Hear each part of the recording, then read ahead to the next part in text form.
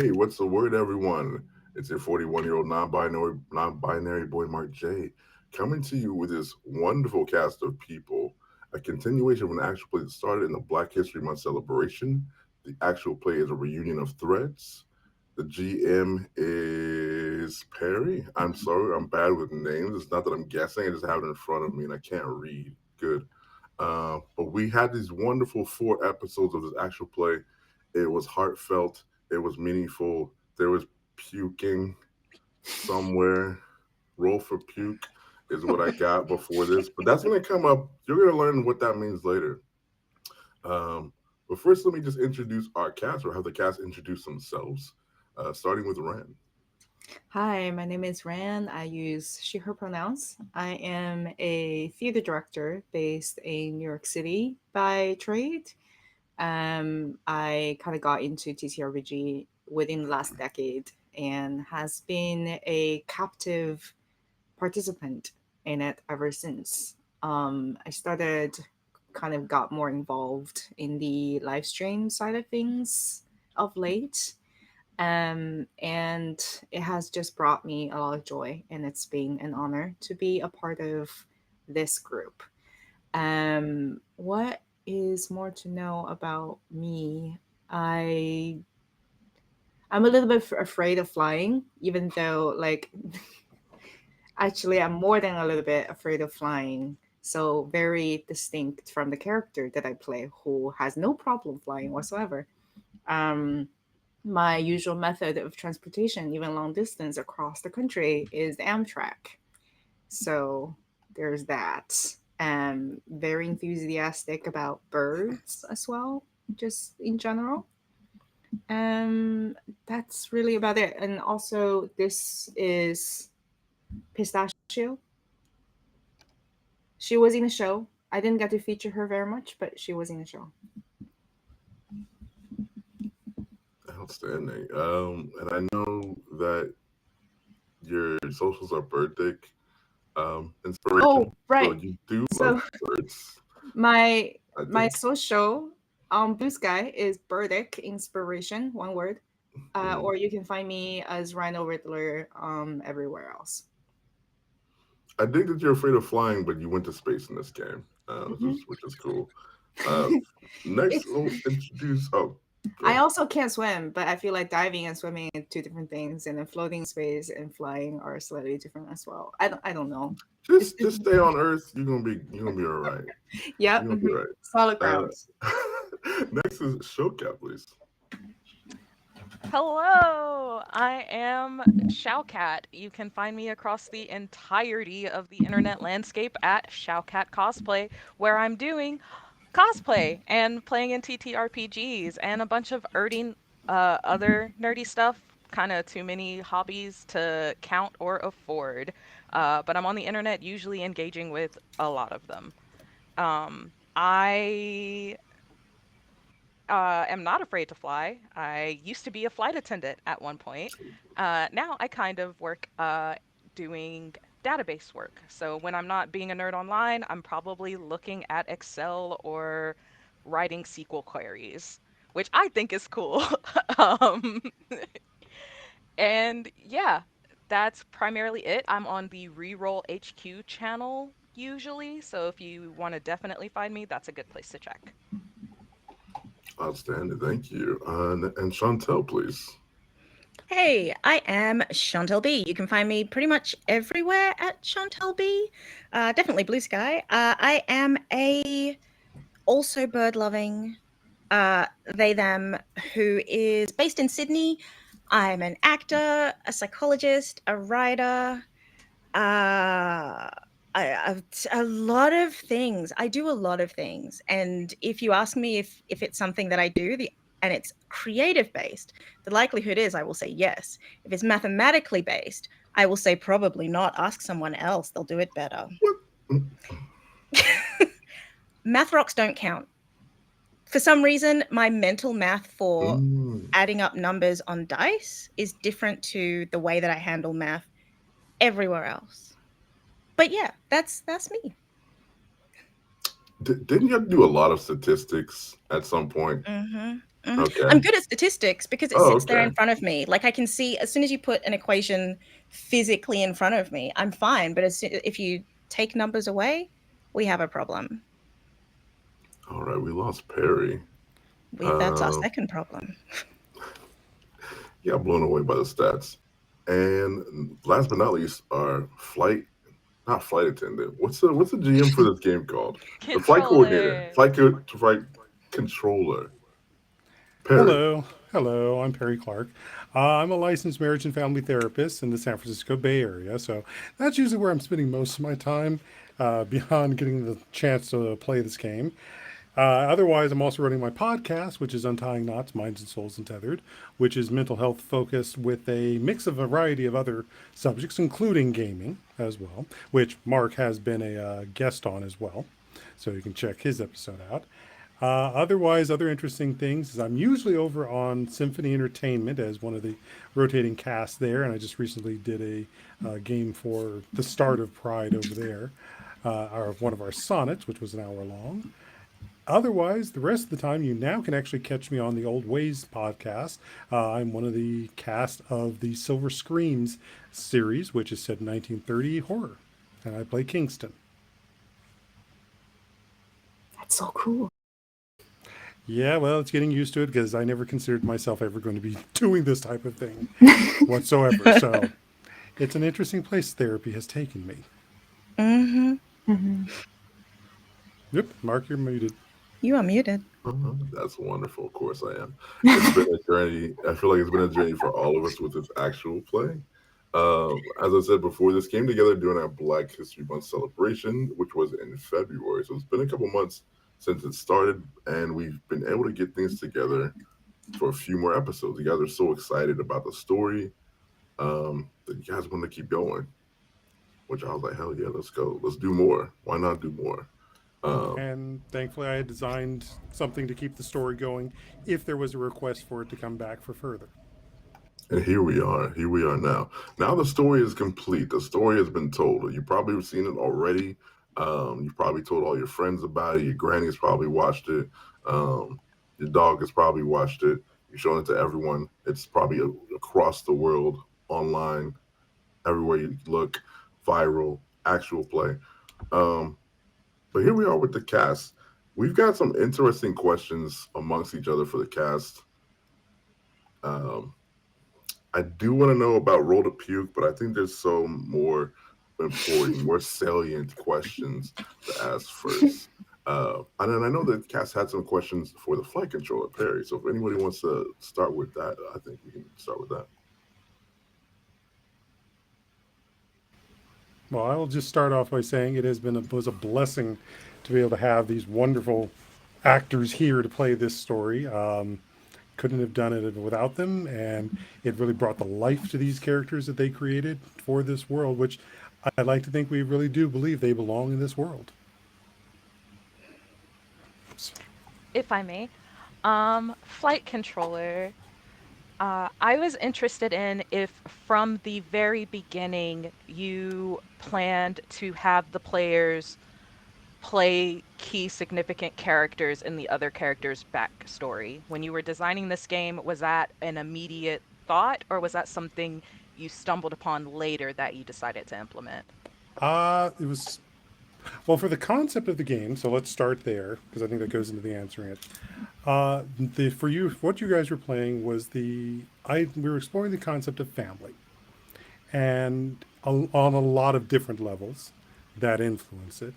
And since originally I was only designing for that one-off game, but I had the idea for the rest of the story, the development of the connection building came as we developed more of the story and your characters' relations. So it came also in a very natural way too, versus my intentional positioning.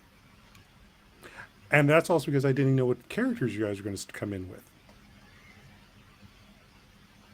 Well, I to be more specific, Mm-hmm. I assume you knew you were going to have us create connections. Mm-hmm. Did you go into that from the jump saying, I'm going to ask them to play each other's connections? No, that actually kind of developed as I was finally putting everything together. And after our zero session, just seeing the willingness that you were willing to play these alternate characters, just because there was a lot of characters in there that even if I NPC'd, I don't think I could have gotten the depth you guys got. So that just became an added benefit to producing this. Well, that was a really good snap decision because I loved it. Yeah. Yep. I loved it as well. I think the funniest thing about it for me was like, yes, so you're going to play this character. What? Who? How? Who is who? Let me just have a little panic, and then let's have a scene. Who's this person? What? Am I stamping all over your backstory? I don't know, but I'll do my best. And it feels like it really came through. Like not the panic. I mean the panic, yeah, also, but Oh yeah, it did. um yeah, the panic came through. But like I feel like it was used effectively by everyone. Like Mm-hmm. anytime I saw someone else playing someone that they did not know, I was like, thanks. I see it. I see the work. It's good. Exactly, and I think what we did in this game was something that I don't see in a lot of other games, and I don't know if every game could do what we did with those characters. Mm. But when you say that, what do you mean? So what? One of the big things that came is that everyone had a central character they were playing, and so whenever we did these other little vignettes, other moments that added to building the world, each of the other players played that other NPC, and so it became remembering the order of things. Let's see here for Chantel, Sucre was played by no, for Chantel Hazel, their partner was played by Shao Cat, and their father was played by Ran.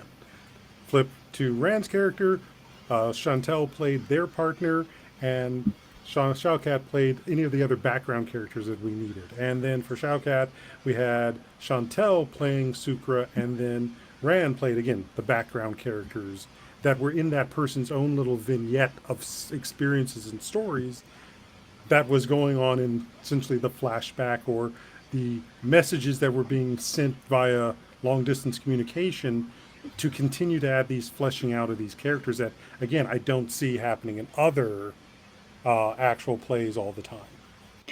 I I I was just gonna add that I really appreciated the amount of details that you kind of got from us from the beginning, and it was like this great middle ground of like these background characters not being extremely detailed so that they were allowed to just be continuously fleshed out during the play, and none of us I think felt particularly precious about like specific details, and so that I think the rest of us also had a level of freedom Mm-hmm. to approach these characters depending on what was happening, as opposed to like feeling like we're gonna ruin somebody else's backstory.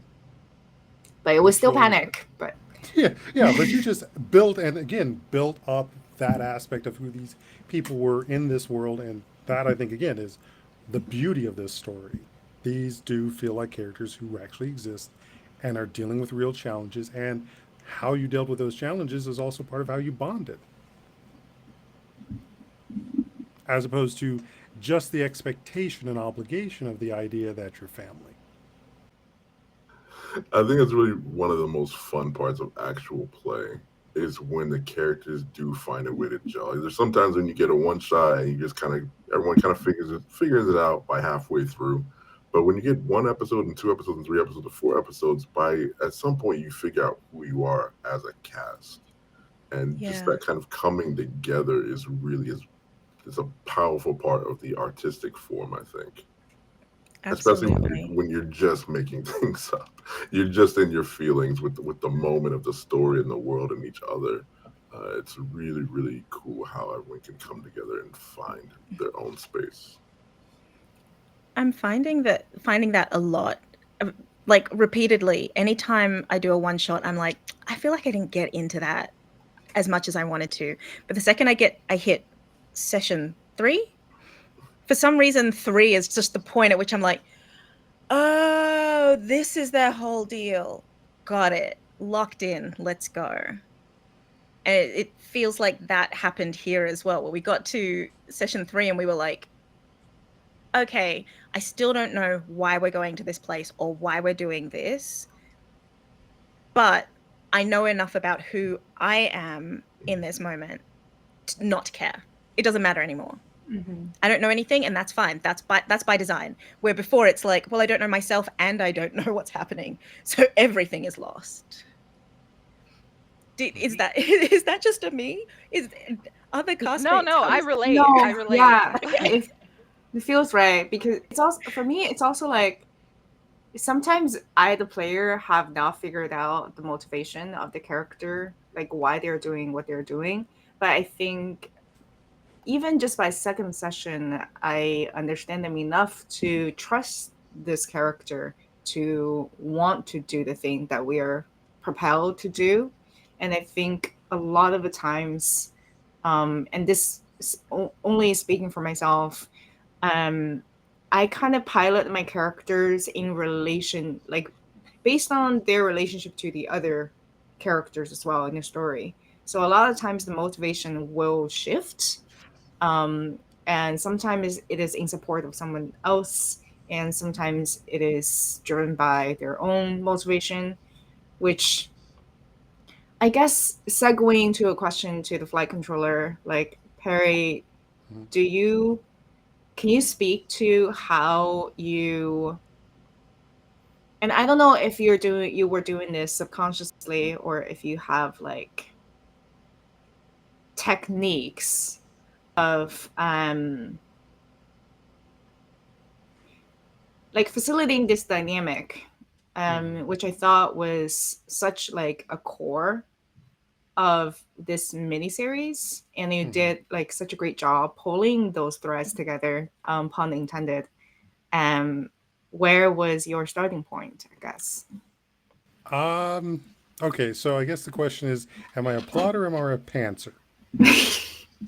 I'm both. So I plot what are the high points that I need to hit. Everything that in between is completely pantsed. So what's getting there? Because I mean that's also where we get into the collaborative storytelling, and the aspect of where you guys are sitting into your characters and moving those things towards it. Since I know where just pacing and timing is.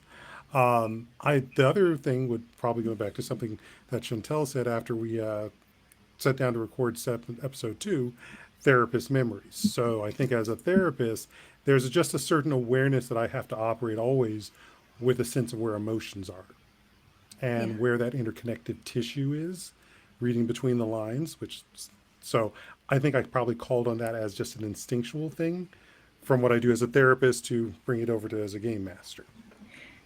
And that came through a lot. I feel like the lead on question I have from that is something I noticed very much when we were like building characters, and I kind of want to talk about this with everyone a little bit, is the way that when I GM, I suddenly felt what my players must feel because it felt like I was in a therapy session. And I was like, okay, so these characters, you were like, oh, but what's their emotional state like? And how do they pull from their memories and how do they engage with the world? And those don't tend to be questions that come up in a session 0 for not most games, but a lot of games. Like the focus of so many games is like, and what's their fighting style? How, can you speak to that at all? Like what was that like for you? Well, I think one of the biggest things is okay. So this goes to an earlier question I know is going to come up, asking why I picked the Expanse. And the biggest question I had when I sort of proposed this was, what type of characters would each of you make? Because again, the Expanse, whether you're looking at the book series or the television series, these are characters that are have a certain degree of action adventure, and then we do the character building add on. Versus, we kind of do the flip of that.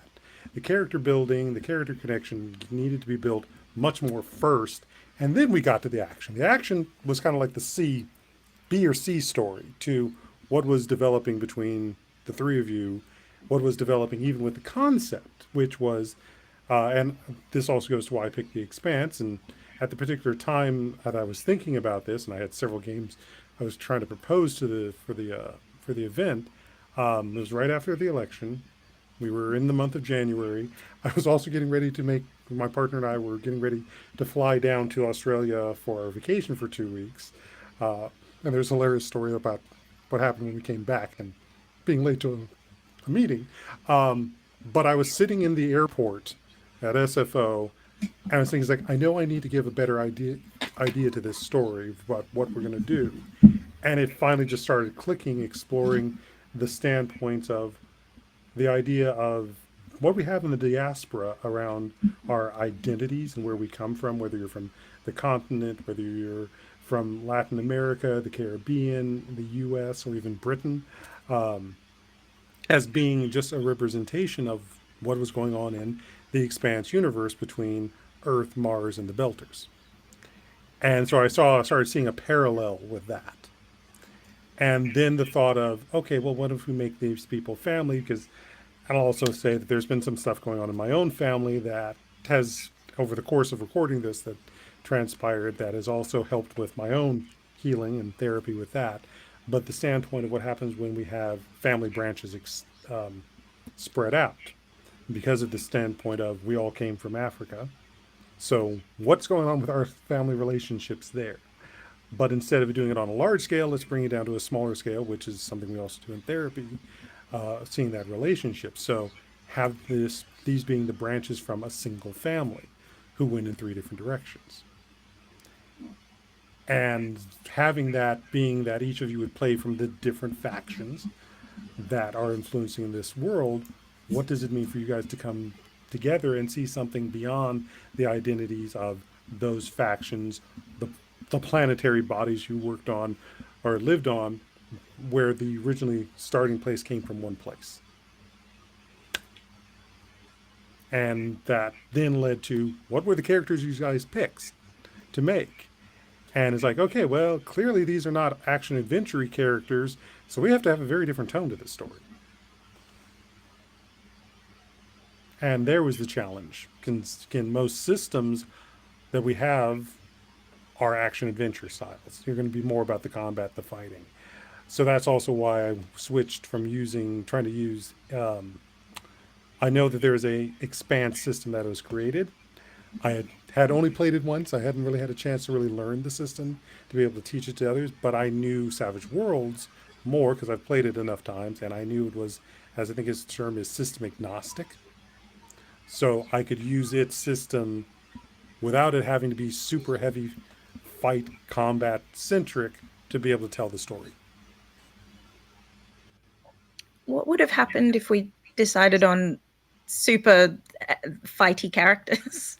I think we probably would not have had as much attention on the emotional build. It would be more like, what is the various challenging situations that would put you through to see how you get out. So it's like, and this goes to roll to puke. In episode 2, the adventure you had with the Star Helix Police. Yeah. That might have been more of a fight 'em, shoot 'em up experience of you guys breaking out versus when you rolled and got that success. I just like, I'm not going to fight this. I'm just going to let it happen because it just makes for too much. It needed to happen. It needed to happen. Sway needed that release from all of the tension of being in such a scary situation and getting calls from the UN. And I'm really glad that the dice agreed with me because that is what I felt like I wanted to do. I was like, if I were in this situation for real, this would stress me out, and I'm pretty sure my stomach would just not handle it well. Not to mention the characters had been drinking beforehand. So that notion of making sure that everything still fit the kind of fiction and theme, I'm sort of running pantsing on that, but it's like with the concept, it's like this fits the way this world is working. This is these characters, so I'm not going to mess with it. You succeeded to get out of there because of that. In a way, I think this is also kudos to you, Perry. Like, I I felt like the way you built this setting conceptually would made it pretty unlikely that we are going to give you very Hmm. like fight first, question later characters, Right. because in a way, and I don't know if this is a feeling that the other two cast members share, but these do not feel like your traditional protagonists. Like Hmm. these are not the people who are gonna like head up a revolution. Like these are people who just want to survive and like do their Hmm. job and have their own problems. So and that's the kind of characters I love building and playing um myself always. And I think that made the story more like nuanced and human, or Martian, Hmm. or Belter, Right. because we're not. Oh well, we are still all human, I suppose. Yeah, precisely. And so that Yeah. meant that this needed to be much more of a character driven story as opposed to plot driven story for you guys to build into that. And again, the nature of exploring what makes you a family beyond just the obligation, just beyond the DNA, what binds you together to be able to support each other, to be able to rally for each other, as opposed to, yeah, you're all human. But beyond that, why are you together? So then that kind of begs the question then, as the story progressed and the characters came together and the storyteller gets to know the characters and the you as performers are, um, what was it like in coming together? What was that experience for you guys coming together? Because once you guys, as you guys said, once you had a couple episodes in, it's like it's a different vibe altogether. It felt more performative, and I was trying to get it right in the first episode, if that makes any sense. And then later on, once we kind of started pre-recording the later episodes, it felt like we were given a gift of being allowed to be curious about each other and being allowed to be curious about our own characters. Um, and every episode felt like a different um, style of storytelling that you were exploring, with all of us. And that was really exciting. And I think our connections built were were being built further even when we were being each other's background characters. Like somehow there is some background connection being fulfilled and woven, without us being us constantly, if that makes sense. Or maybe Mm-hmm. could could just be me. I don't know. Well, as the person who's much more into acting and theater, I'm sure there's something you can technically describe to that if as a acting practice. I can't because I just sort of again went with I followed the pants. Oh, also me. I also follow the pants. Mm-hmm. Yeah.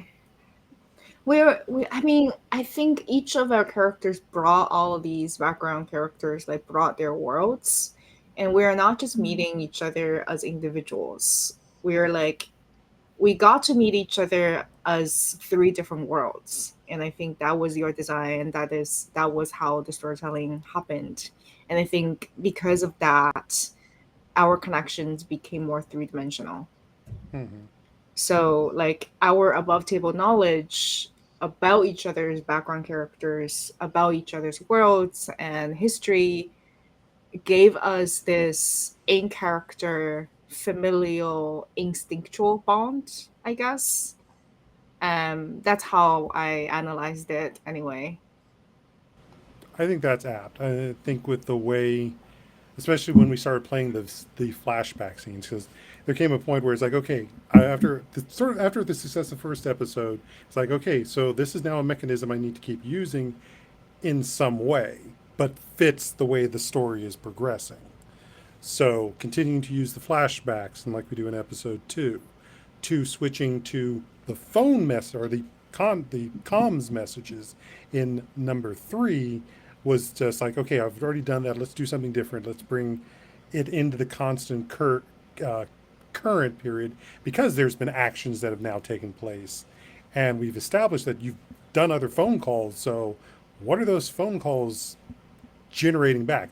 I definitely prefer games where the universe keeps moving and it is not just everything moves because of the players. Yeah, absolutely. Absolutely.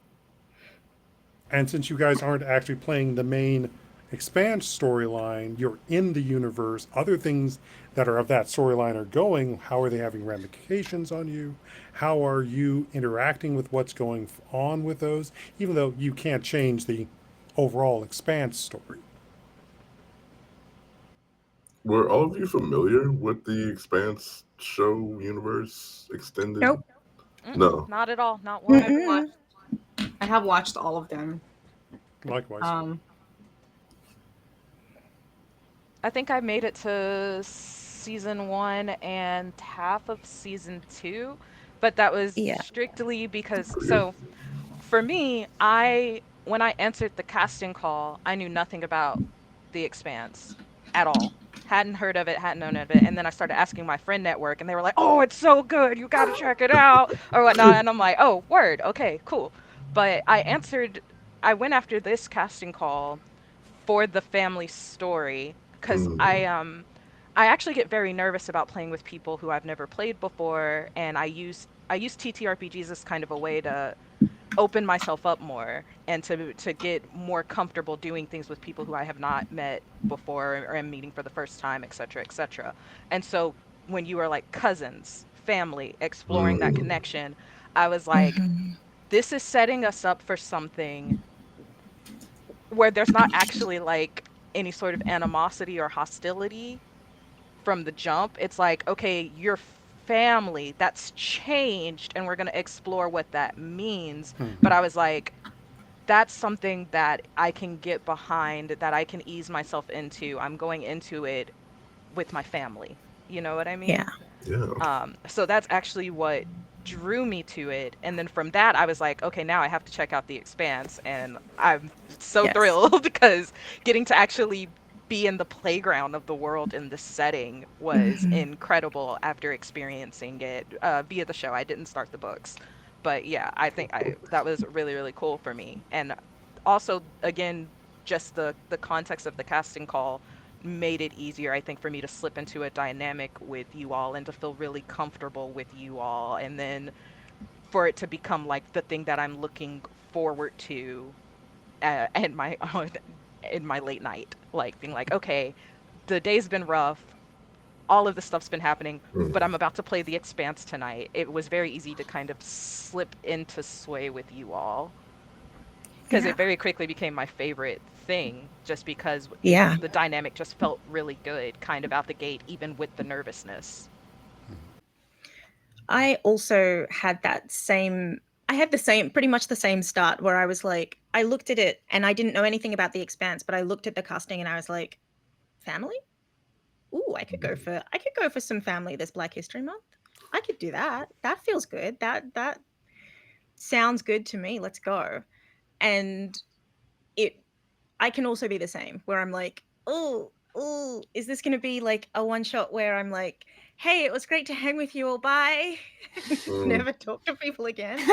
Or is it more the, hey, it's great to talk to you. Let's keep telling a story because I'm into this story now. I don't know you all that well, but we're all here and the story is sitting somewhere in the middle of the room, and whenever the story is sitting in the middle of the room, it feels good because everyone can see everything at the same time. So that was a big one for me.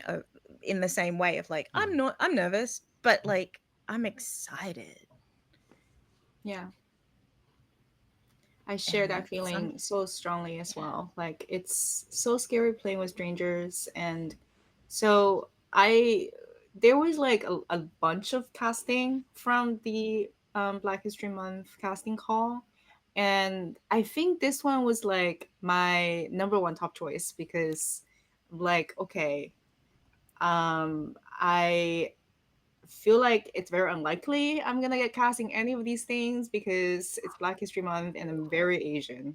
And but like I do know the Expanse, and I do feel very deeply in my bones the story about diasporas, because that's what I experienced myself as well as foreigner. Um, but and also I think the Expanse in itself is an extremely human story, and what's important about it and what's important about that show, that world's connection with our story is its context and the understanding, the I guess the very translatable parallel between the three different people in the Expanse universe, translated to a very relatable real world context.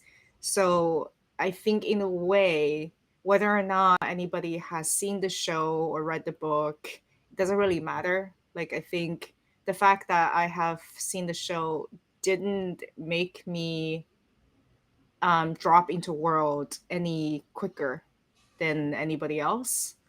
Um, and it is just so easy to understand the differences between the Earth, Mars, and the context of the struggle that they each have to face. And as long as you understand that, this is a universal and timeless story that you can understand without knowing what happened in the Expanse series. And I think everybody at this table is such like an open storyteller, and I felt like immediately more comfortable like playing with strangers that way as well. I'm glad, and all of it showed up in the stories. It alludes back to what I was saying earlier. Just the idea of, I forgot what I was saying earlier. Gosh, sorry. But the idea of coming together, right? I think everyone. I'm overgeneralizing and say everyone has a family, but I'll do it anyway. It's my thing. My talk back, or ours, I should say. But everyone has a family, but everyone has a different perspective of family. And then when Right. you're getting into character, those characters have their own perspective that you kind of are informed by. And so it's such an interesting thing when you are having to come together and story tell, like what does this family mean, and how you have to Right. build that kind of block by block, experience by experience, kind of dialogue by dialogue, as you come together as your own family. Right. And think about how many of our stories are about found families. So what if we Yeah. switch that and this is biological family, but family that has had distance, not just because of choice, but because of, again, astronomical distances, factions that are forcing different entirely environmental experiences on and growing up in those environmental differences. The thinking of Mars arrogance versus the Earther arrogance versus the Belter resentment. So, how does that also affect the idea of the things that bring us family? But because we all know very much what tears family apart. Mm. Yeah, it's funny that like I can't remember which episode it was, but I very clearly remember thinking, like actively thinking in character, don't ask them how they live like this. Don't ask them how they live like this. Don't ask them how they live like this. Don't I just so active, such an active thought. And it was just a theme in my head for a little bit. And I don't know if it came out on my face or in anything that I did, but for a long time I was like, don't ask the Belter how they live this way. Mm. This is awful. I can't believe it. But I guess this is where we're at now. Mm-hmm. And it really And was that thing of don't upset family. Don't upset the family. But you really want to ask. And I think that was also part of that plays into the interplay of the characters and so forth, the moments where we did have stuff that was about how the world, each of the different existences about what happens on Earth with basic existence, what happens with Mars and the sort of more military science focus of it, dealing with what it means to get food in the belt, because especially that second episode when you're sitting down to dinner, that was a moment where I could link it to something that was happening in the larger universe, which involved the food supply for the belt. And that was a very, again, one of those things that obviously we play with time in this experience to what happened in the actual show or in the books, but that aspect of having that these are, again, the real things that people are dealing with the challenges.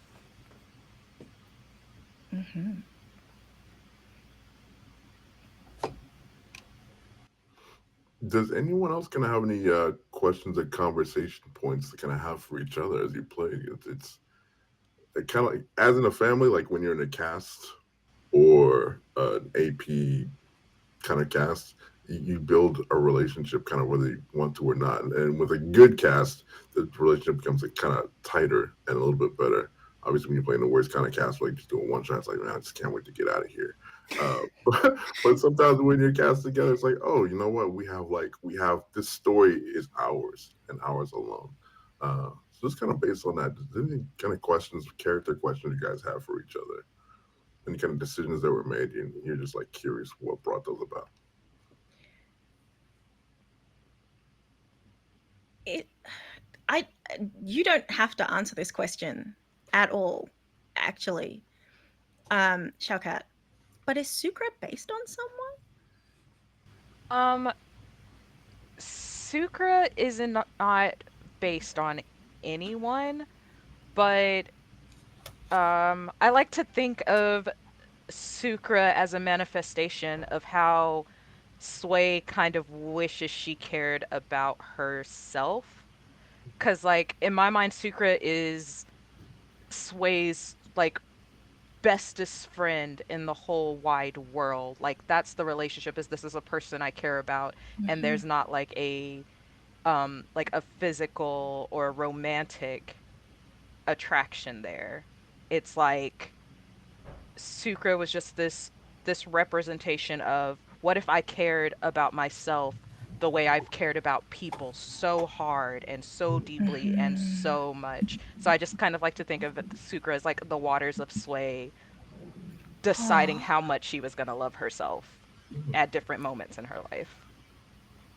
because that anytime Sucre came up, my brain was like zing zing zing zing zing zing zing.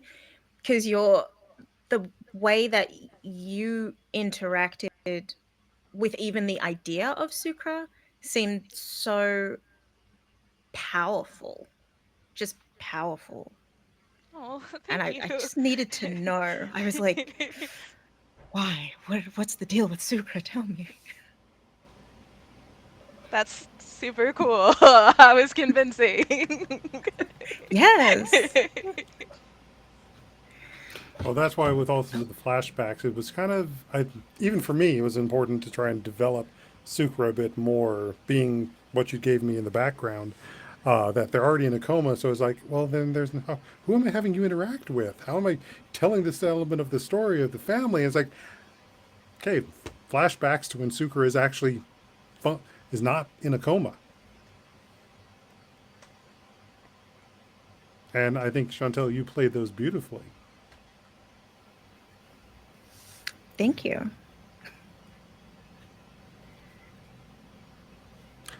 So I'll say this: I think the phone call episodes was fun to watch you guys just go with that, because I just gave you just the barest things about what I know I needed under the plot standpoint to have in those moments, and how you just ran with them.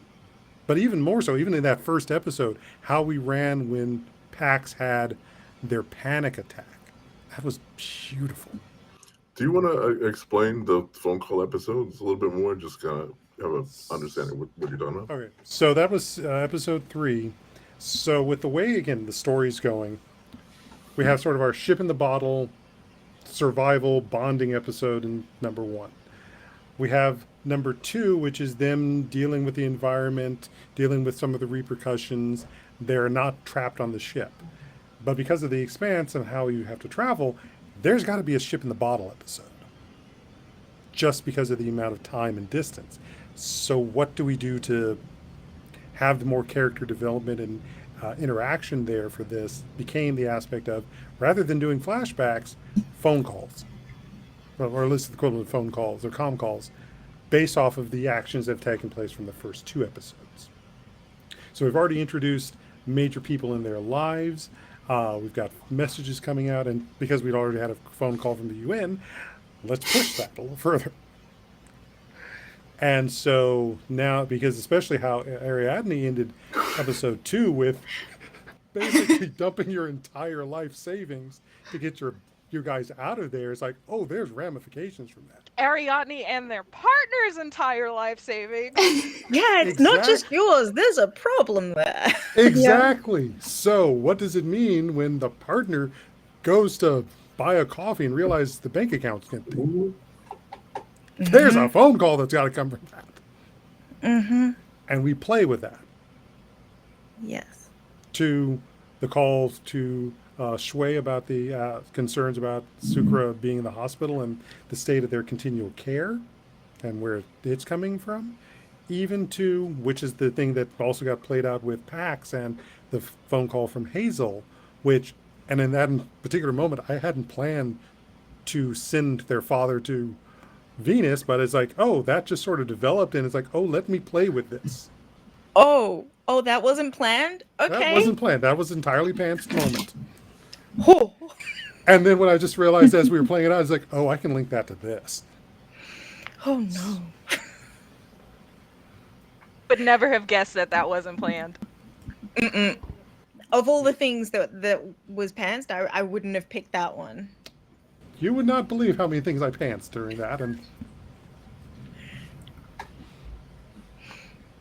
I'll say all of it spur of the moment. Ran, I really felt like you were the heart, because you were always telling stories, and I felt like your character was the most excited about our familial connection, and I'm trying to figure out how to put a question in there. I really just want to sing your praises. But I really loved that, and I think one of my favorite character moments from you definitely was telling the story on the spacewalk. We're all in fear for your character, being out there making the repairs and everything. And I loved Ariadne, and I loved Ariadne's sometimes destructive wanton relationship with stories. And how did that feel for you? How did Ariadne feel for you as a character? I enjoyed playing her so much. Um, I I feel like I'm constantly playing with the idea of the juxtaposition between something futuristic or like something extremely contemporary with something extremely ancient. And so when I saw the context of this game, this story, it just felt like it fit. Like if there are a couple of characters with blood connections that trace back so many generations, um, and so I think my mind immediately went to these like Greek mythology epic story of how familial bond can transcend time. And because the Expanse is, sci-fi futuristic stuff, that kind of sparked my compulsion of bridging the ancient and the futuristic together.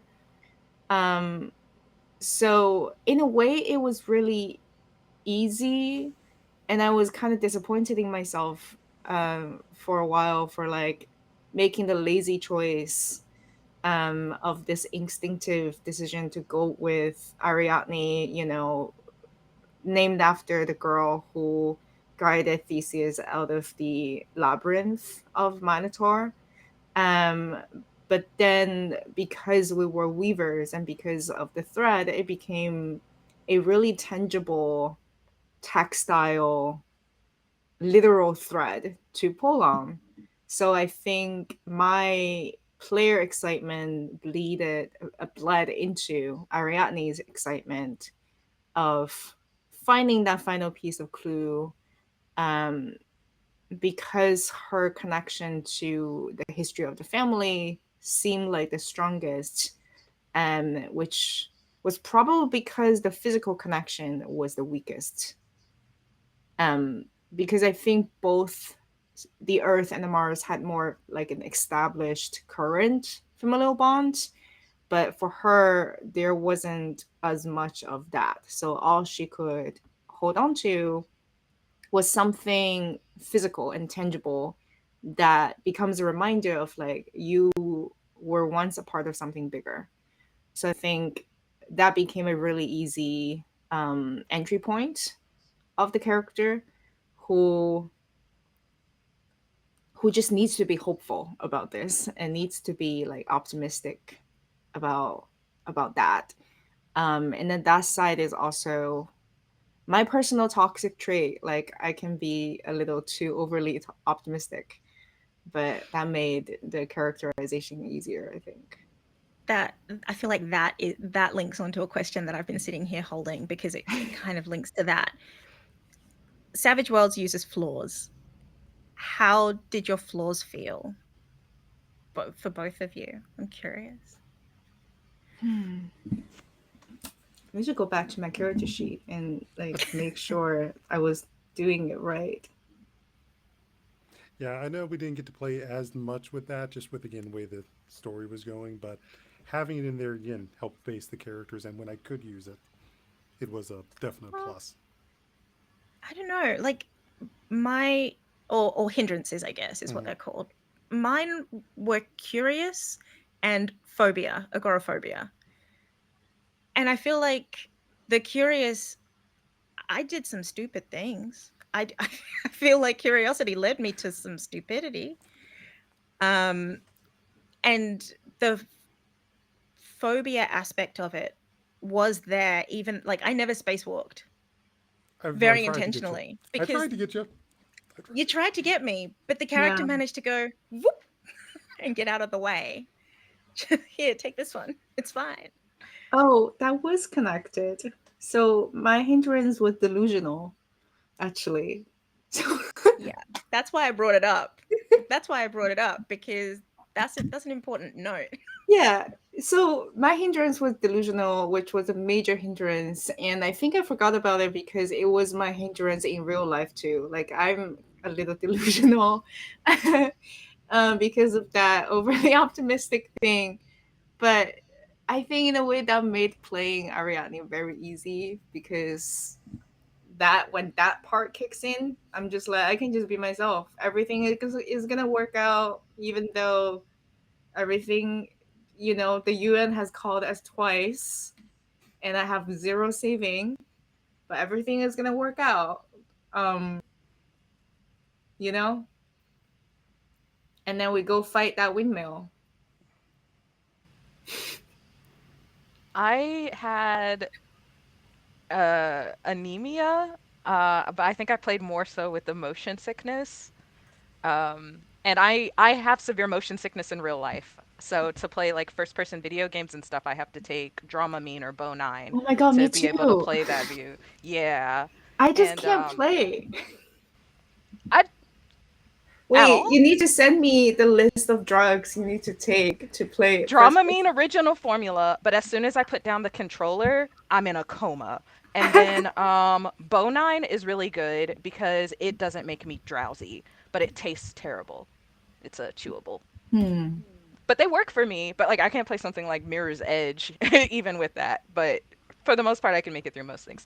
But I get motion sick in real life, so I was like, "Oh, well she's going to definitely have at least some sort of issue being an earth or going into space for the first time." So And I your think I played dice with that. and your dice loved you for all of those moments that allowed you to throw up on cue. Yes. My goodness. Not once did I manage. I tried. I tried like 3 or 4 times. My body was like, You feel nauseous right now. Everything's awful. But you know what?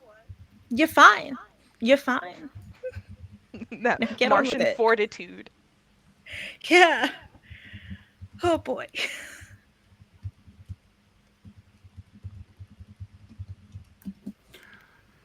So I think one of the other questions that has come up that asking is, how did I pick the historical background and history for this? And the focus, which gets into episode 4, our finale, which surprises you all with this haunting figure that has been showed up in the first episode. Because of the theme and it was Black History Month, I was again playing with the aspect is what's in our history and where the ideas, and especially the idea of what happens in the expanse, dealing with the proto molecule, which is an extrasolar entity, item, whatever you want to call it. And so playing into some of the other history we know on Earth, it's the Dugon people, I think it's of Mali, who have the story about Sirius B and the space visitors and the brothers from Sirius B. So I decided to pick that up, and this is our history for Black history as opposed to the history that the Expanse offers up. I just gave it a little redirection.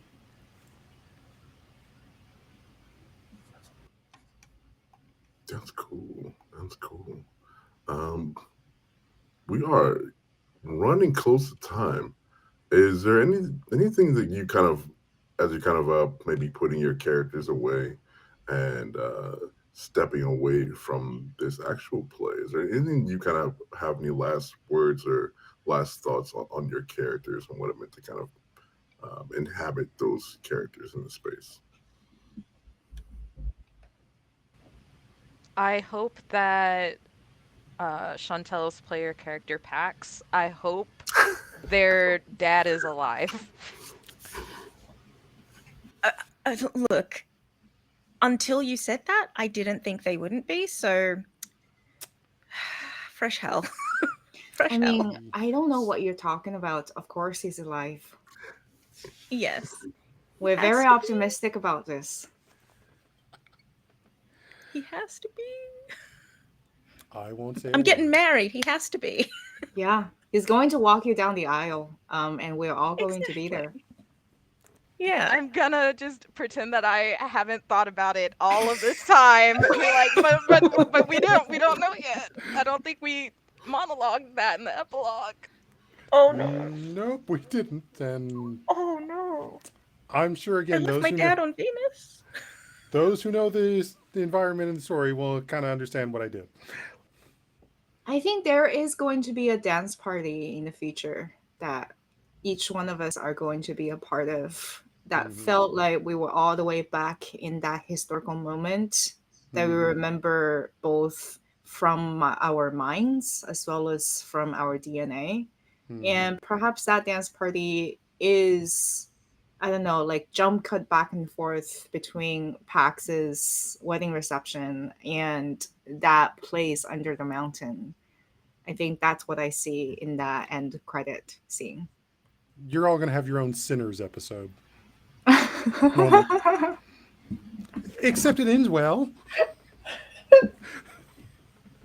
But yeah, I mean, think of it that way. It's like that's a moment where across time, across distance, across space, you're Mhm. reunited. Spoken And by the person who is delusional. I'm okay with a little bit of Delulu sometimes. at least we got good beats for it. Yeah. All right. Yeah, this is the Oh, best thing I've been in AP performer. And I'll say this is my first major chance to gain GM, especially to have a game that ended up in 4 episodes as opposed to a one shot. yep, and then just fall apart. No shade thrown anywhere, but these things happen. Um, Yo, thank you all for being a part of this. Like I said, just Black History Month. I just want to have games and get people together, and I didn't know that we are going to continue the story. You're the only AP that continued the story after February. So I'm really Wow. glad that you guys are so passionate about continuing the story. That's just one of the really fun things I love about this space is when we can get together and be in one place at one time and tell the stories we want to tell. So I just want to thank each and every one of you for bringing that passionate energy and bearing with me as I work on these damn edits. But I'm gonna get you there. I'm gonna get that fourth episode. It's already come out by the time this airs, so don't worry about it. Forget about it. Don't worry about what I'm talking about. On that note, let's bring this to a close. I'm gonna have us um, exit as we entered, and I'll start with Ran, if that's okay with you. Yeah, and once again, my name is Ran. I use she, her pronoun, and during the Expanse miniseries AP, I have been Ariadne Weaver, the Belter, the Lulu, the the Weaver.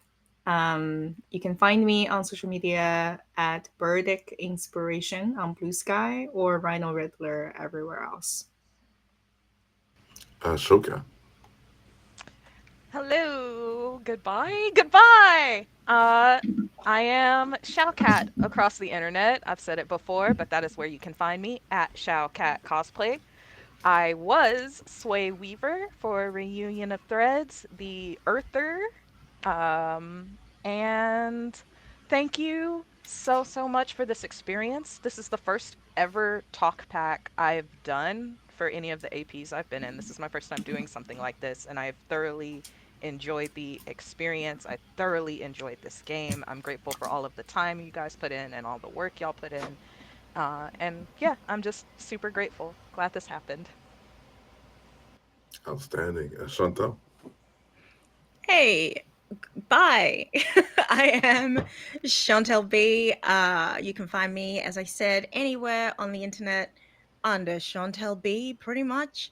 Um, I have been Pax Weaver, the Martian with a chip on their shoulder, um, who could never throw up in the saddest timeline.